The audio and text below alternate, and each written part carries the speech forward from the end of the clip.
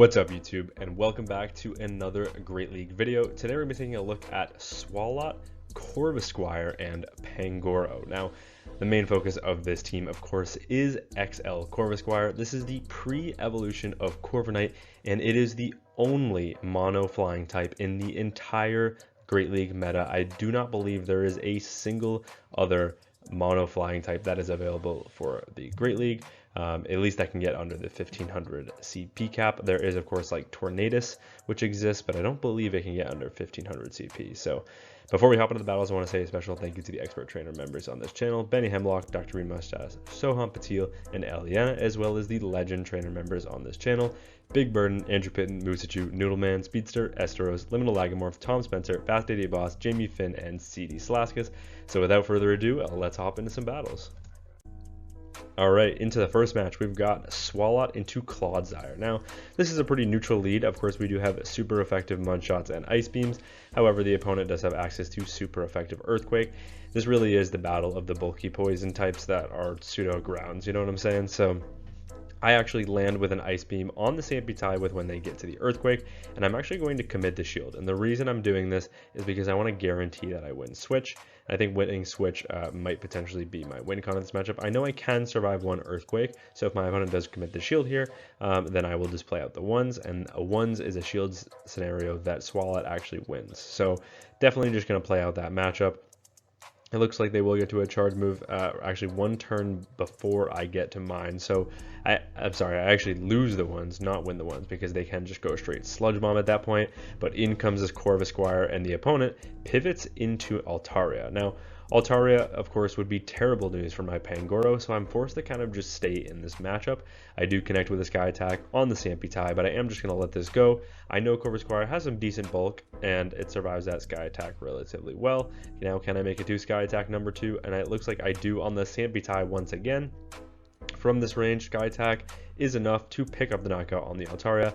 In the back is Hydreigon of all things, and Hydreigon will be hit with Pangoro. Pangoro farms up to the close combat, baiting with the Night Slash. Is the opponent willing to call the bait? They actually do call the bait, and that is bad for me because now I do have to shield this up. It could be a double resisted Brutal Swing, but no, they full send the Dragon Pulse. Back in comes the Clodsire. Clodsire now will be hit with the back-to-back Night Slashes before they're able to make it to another Sludge Bomb. The opponent knows I'm at back-to-back, so they let that go. I get the boost. We Karate Chop farm down the Hydreigon, and we are able to take a Game 1 win.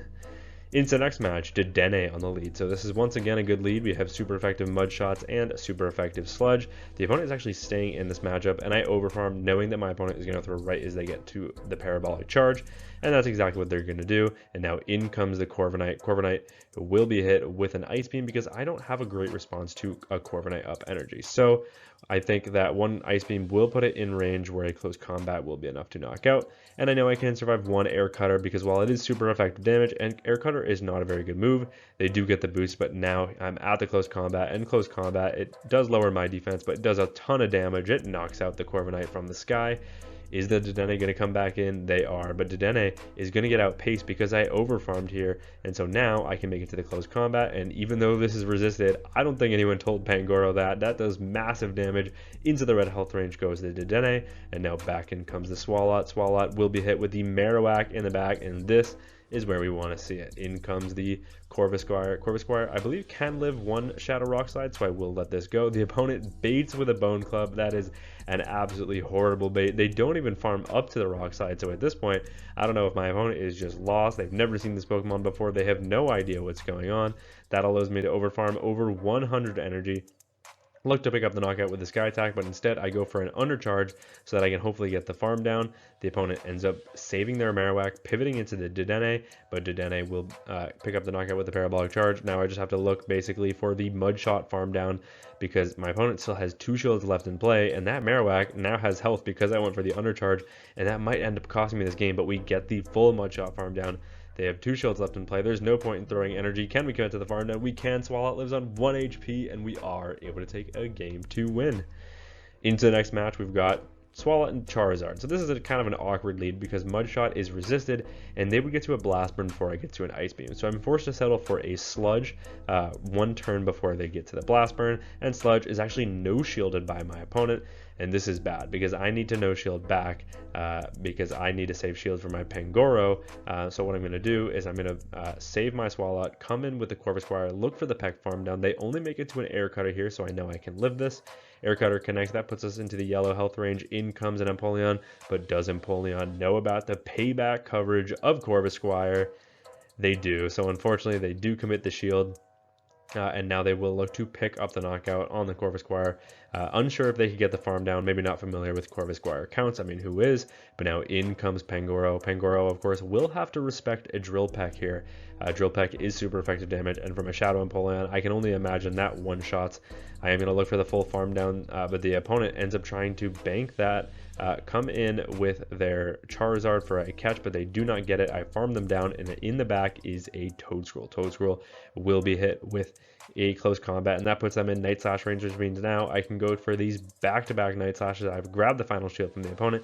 They end up throwing their energy, which means I don't take an extra Mud Slap of damage, and if I under-tap this move instead of going for good timing, that next Mud Slap will not register, which means this Night Slash will pick up the knockout, and now it's Karate Chop versus Empoleon. Empoleon throws as soon as they get to the move. I get the catch onto Swalot, and now it's Karate Chop versus Metal Sound, but unfortunately they live on 1 HP. They get the Metal Sound farm down, and unfortunately we do lose that game. Into the next match, we've got Swalot into Gyarados. We cannot escape these Dragon Breath Flyer users. This one ends up throwing the Crunch as soon as they get there, which means I end up throwing on this CMP tie, and now here comes a Sludge. Sludge, of course, won't be enough to knock out the Gyarados, and they know that, so they let it go. In the back is a Quagsire. Quagsire will be hit with the Corvisquire, but Corvisquire is going to take massive damage from a super effective Stone Edge, but I do let it go. Oh my god, that almost one-shots the Corvisquire. But we do hang on. We make the Sky Attack. Sky Attack actually grabs a shield from my opponent. And now, where do we go from here? Do we come in Pangoro? We do. This forces the opponent to go for Aqua Tails or Mud Bombs because Stone Edge is resisted. I will, however, commit the shield on the first one, just matching shields with my opponent. Back in comes the Gyarados. Gyarados will be hit with a Night Slash to pick up the knockout. The opponent lets that go. What is in the back? They do not want to show us. Back in comes the Quagsire. Quagsire will be hit with the close combat. This will be enough to pick up the knockout unless the opponent commits the shield, which they do. And now I'm in an awkward spot because my defense is 2 times lowered. They make it to another Mud Bomb. I just have to get this knockout with the Night Slash. I end up throwing it on the CMP tie with their next Mud Bomb. Night Slash from this range will pick up the knockout. Now, what is that Pokemon in the back? It's a Stunfisk, and we get the boost. That is absolutely huge because a boosted close combat from a Pangoro on a bulky Stunfisk nearly one-shots. In comes the Swalot. The Mud Shots are threatening, so the opponent is forced to throw their energy right away. Mud Bomb does pick up the knockout. Back in comes the Pangoro. Can we get the full farm down? We can get the full farm down, and we are able to take that win. Into the next match, we've got Swalot into Dedenne. So this is a fantastic lead, and the opponent is once again staying in. I'm going to do the exact same thing. I'm going to overfarm, expecting my opponent to throw the Parabolic Charge as soon as they get there, and that's exactly what they're going to do. Now I'm going to look to connect with the Sludge before they make it to Parabolic Charge number 2, and the opponent actually doesn't catch out of this matchup, which means they will have to shield up a super effective Sludge. I know I can live another Parabolic Charge, so I'm actually going to let this go, and now I'm going to look to connect with a Sludge Bomb here. Just a Sludge, and Sludge is still super effective damage, so even though I'm 2 times lowered, we do get there, and we make it to a third Sludge. The opponent trying to go for the full Thundershock farm down, and now that we've put them deep into the red health range, we grab 2 shields. This is a absolutely fantastic place to be in, but unfortunately we have 2 Pokemon super weak to Dedenne in the back. I'm forced to come in with my Pangoro because at least we take neutral from electric here. In comes the Pangoro. Can't even get the farm down, so I'm forced to throw energy. But Night Slash, even though their defense is boosted, should be enough to pick up the knockout, and it is, and we get the boost once again. In comes a Primeape in the back, but Primeape, because of my overfarm, will get knocked out with a close combat before they even make it to a charge move. And in the back is a Gastrodon, and you can already guess what's going to happen here with a 2 times boost. Here comes a close combat. Close combat from this range picks up the knockout on Gastrodon, and Corvisquire gets to take the game off as Pangoro sweeps that end game. Into next match, Swalot into Empoleon. Now this is a rough lead because even though we have super effective fast move pressure, our charge moves are completely walled, but the opponent does the worst case scenario for them. They take the super effective mud shots on their Empoleon and then pivot into their Altaria, which takes super effective damage, double super effective damage from the Ice Beam. And now in comes the Corvisquire. Corvisquire will be hit with his flamethrower. We can live that pretty comfortably, and now just look for the full peck farm down. And now I come out with a payback loaded, which is super nice. I can get to the payback before they get to their first charge move because they pivoted after only 3 metal sounds. Payback connects. That does massive damage to the Empoleon. They now will be able to pick up the knockout with the Hydro Cannon, but this game is already over because we have a Swalot and a Pangoro with 2 shields left in play. The opponent knows this, they resigned the match, and we are able to take that win. Into the next match, Swalot into Stunfisk. Bit of an awkward lead, but another one that we can play out. The opponent sees the super effective mud shots. They pivot into their Dusclops, and Dusclops now will be hit with Pangoro. Pangoro, of course, takes neutral damage from the non-stab ice punches, but they're non-stab, so 2 are not even enough to pick up the knockout here. And I can overfarm drastically going for the Night Slash. This is super effective damage. It puts them into the yellow health range. They under tap the move in order to outpace, but I know I can live this, so I will just let it go. Ice Punch connects. That puts us into the red health range, and now I'm going to look to farm up to the back-to-back Night Slashes. Night Slash number 1. Is it going to be shielded by the opponent? It is actually. Look, they're making a play for switch here, but here comes Night Slash number 2, and even if they double shield and look for the full farm down, I don't know if they would get there. Back in comes the Stunfisk. Yeah, I make it to another Night Slash, and Night Slash from this range puts the Pangoro into nearly the yellow health range. Back in comes the Swalot. Swalot actually outpaces to the Ice Beam. Looks like they might have been on the CMP tie. Ice Beam connects. That does massive damage, putting them into the red health range. And now I will just have to mud shot them down into a range and look to potentially catch a mud bomb out of this matchup. But the opponent throws right away. I will commit the shield because I don't know what is in the back just yet. Can I look for the full farm down? No, I cannot. Look, so I have to throw energy here or go for the catch. I decide to throw some energy, and Swalot does actually grab a shield, and it KOs through the shield because it's a Togekiss in the back. If you don't know, your charge moves actually do 1 damage through a shield. So the opponent shielded that up, but they were actually at 1 HP, which means it actually KOs through the shield and they waste their shield, which is absolutely huge, which is why you should always throw when they're on 1 HP and make it to a charge move. But with a Togekiss in the back and with a shield in play, we are able to make to the back-to-back sludges, pick up the knockout, and we do take that game. Into the next match, another decent lead. The opponent ends up pivoting into a Marowak, and this Marowak will be hit with the Corvisquire. We've already seen this. We can, I think we actually have we seen it. They baited last time. They go for a Rock Slide. It's not enough to pick up the knockout, and these Mud Slaps are double resisted, which means I can overfarm here. Look to connect with the Sky Attack. Sky Attack does actually grab a shield from my opponent. They can at this point go straight Bone Club, but I can shield this right back. Look for another Sky Attack, and Sky Attack from this range will threaten a knockout unless my opponent commits the double shield. Are they willing to commit the double shield? They are. So now in comes Pangoro. Pangoro looking for an energy lead because I can just shield this up, and then suddenly my opponent is in a world of hurt because they're just going to get outpaced here. I end up throwing 2 Karate Chops so that I don't take that second Mud Slap's worth of damage, and I pick up the knockout with the Night Slash.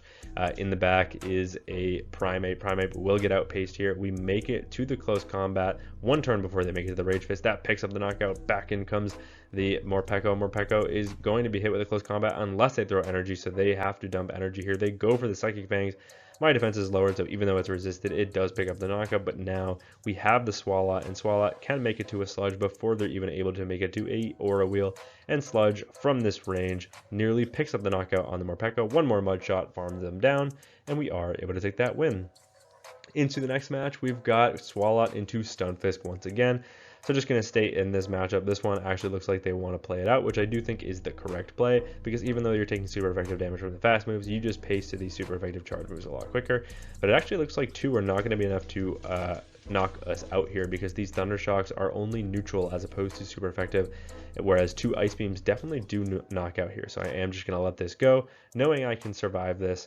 And now I will just look to connect with an Ice Beam, and the opponent ends up going for the catch on a Greninja. I end up throwing anyways, which I think is probably a misplay, because even though this does put them into the 50% health range, I'm probably still going to have to commit a shield here, because the Hydro Cannon would just do way too much damage to the Pangoro, and I know Pangoro can be useful into that Stunfisk with my Swalot basically removed from this play. Back in comes the Stunfisk. Stunfisk now will be hit with the Night Slash on the CMB tie. Night Slash from this range is enough to pick up the knockout on the Stunfisk unless they commit the shield, and that's exactly what they're going to do.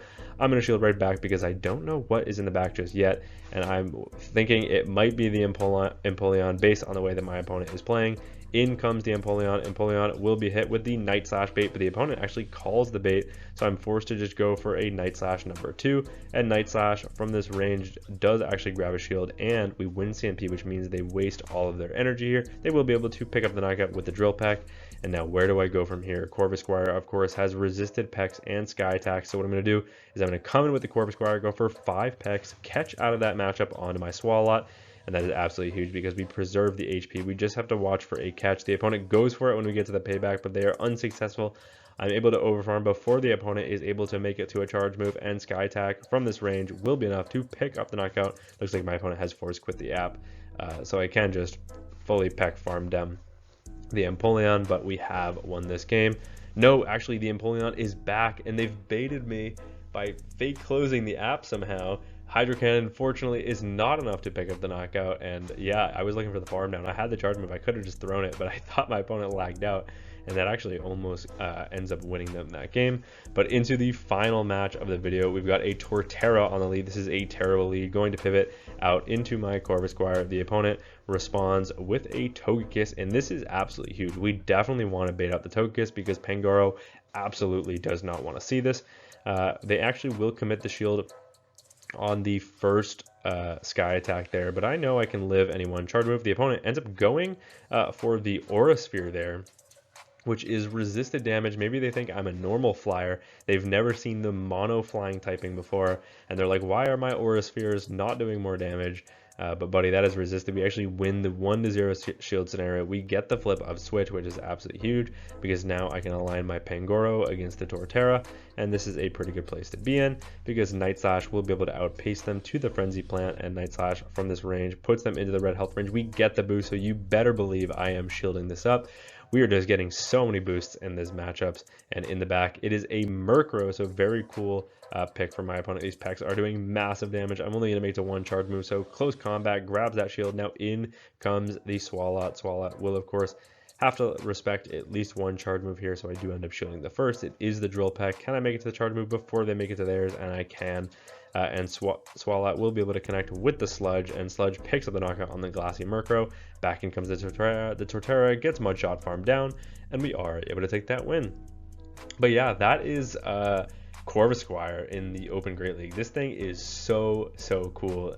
Literally no one that I ran into probably expected to see this Pokemon because obviously Corviknight just has better typing, arguably a better move set, minus its fast move potentially, and there's not really any reason to play Corvisquire over Corviknight. However, I just think it's a super cool mon.